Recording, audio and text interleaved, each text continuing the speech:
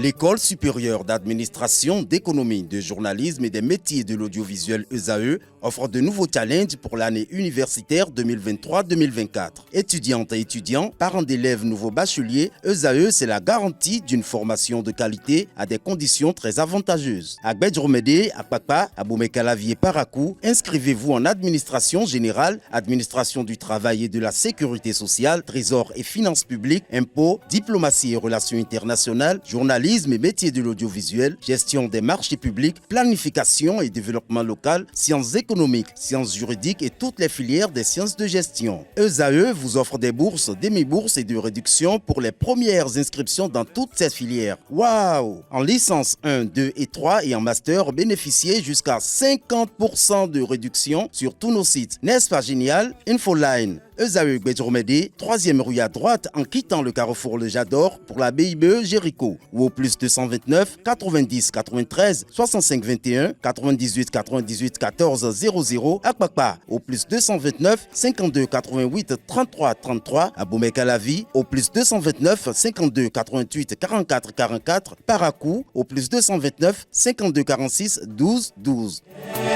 ESAE, l'excellence à un nom.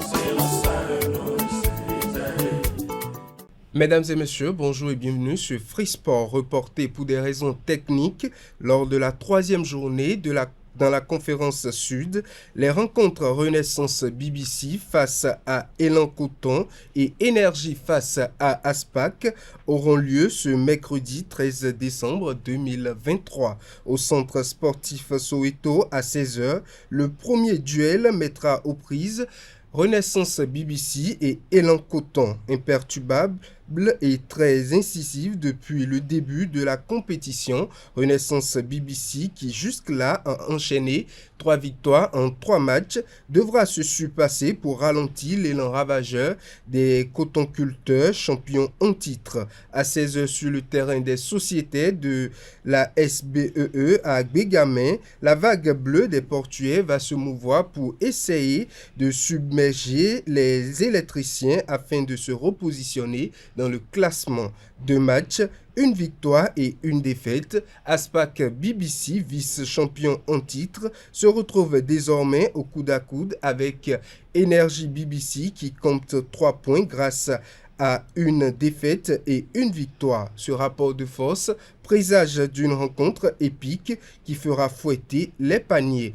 Autre information, la 5e édition du tournoi Football Talent Plus aura lieu le samedi 16 décembre 2023 dans la ville royale d'Abomey. Plusieurs activités sportives et récréatives sont au programme. Uniquement réservé aux U15, c'est-à-dire les moins de 15 ans, ce challenge de jeunes connaîtra la participation de 6 équipes issues des centres de formation, à savoir Trixis d'Abomey, AS Bâle de Boycon, KS Football Club de Cotonou, Asda d'Agamé, Mexan d'Atiémé et Maoudonou Sport A de Grand Popo. L'ambition de l'association Old Football Star of Abomey qui organise est de faire évoluer cette compétition jusqu'à devenir d'ici quelques années le tournoi international d'Abomey. Un match de gala sera organisé le dimanche 17 décembre 2023.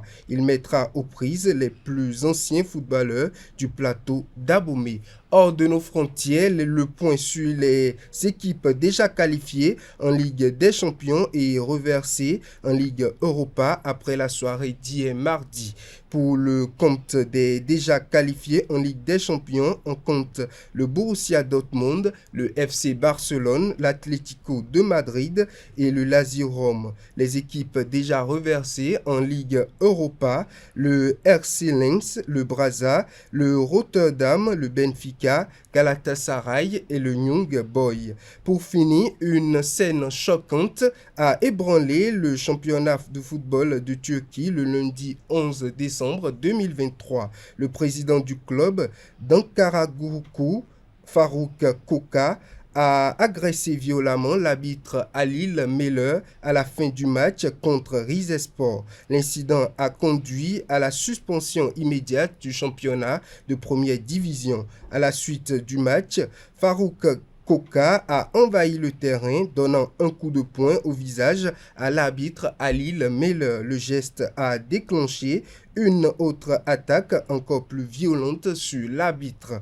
En réaction à cette attaque choquante, la Fédération turque de football a pris la décision radicale de suspendre indéfiniment toutes les rencontres du championnat. Selon les sources locales, le ministre de l'Intérieur a confirmé l'arrestation de 3 hommes, dont le président du club. Le président de la Fédération internationale de football, association Gianni Infantino, n'est pas resté insensible à cette situation. Dans une publication sur les médias sociaux hier mardi, Gianni Infantino a déclaré « Il n'y a absolument pas de place pour la violence dans le football, sur le terrain ou en dehors. Sans officiel de match, il n'y a pas de football. Les arbitres, les joueurs, les fans et le personnel doivent être en sécurité pour profiter du jeu. J'appelle ainsi les autorités compétentes à veiller à ce que ce soit strictement mis en œuvre et respecté à tous les niveaux », a déclaré le président de la Fédération internationale de football association FIFA, Gianni Infantino. Mesdames et messieurs, c'est tout pour Free Sport.